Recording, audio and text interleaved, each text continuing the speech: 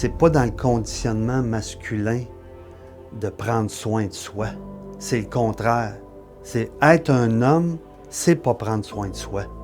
Vers l'autonomie affective au masculin, c'est une marche pour hommes à Compostelle d'une dizaine de jours. Tout ça dans une perspective de cheminement personnel. Je pense que d'être en groupe, d'être dans un chemin d'introspection, de prise de conscience et d'atelier, ça va permettre aux hommes justement d'avoir cette sécurité-là pour leur permettre d'aller plus loin vers l'homme qu'ils veulent être. Depuis le début de ce projet, je le vois comme une aventure intérieure, une aventure de groupe, mais une aventure créative. Pour moi, il y a là un combo qui est vraiment rare. C'est probablement une opportunité qui ne se représentera pas de sitôt. Il y a deux volets à ce voyage-là, à ce projet-là. Il y a le volet du voyage en lui-même, mais il y a le volet qui est le documentaire.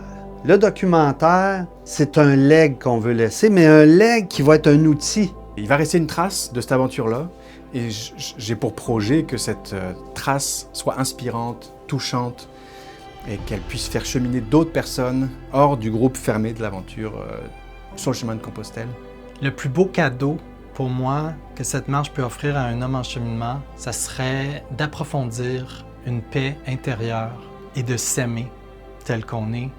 Et ensuite, quelle belle contribution dans le monde, ensuite d'offrir ça aux autres. Tu sais, on dit aux hommes, va prendre soin de tes émotions. Il y a quelque chose que tu gères pas bien. Donc, ce projet-là arrive à point parce que ça va être une ressource pour permettre aux hommes, justement, d'apprendre à s'occuper de leurs besoins et de devenir plus autonomes, effectivement. C'est une goutte dans l'océan qu'on va faire. Mais on va faire que cette goutte-là fasse de la vague pour qu'on participe à notre façon ensemble à ce que les gars s'occupent mieux d'eux, souffrent moins, soient moins démunis quand ils souffrent et que l'entourage en bénéficie, la société et les enfants.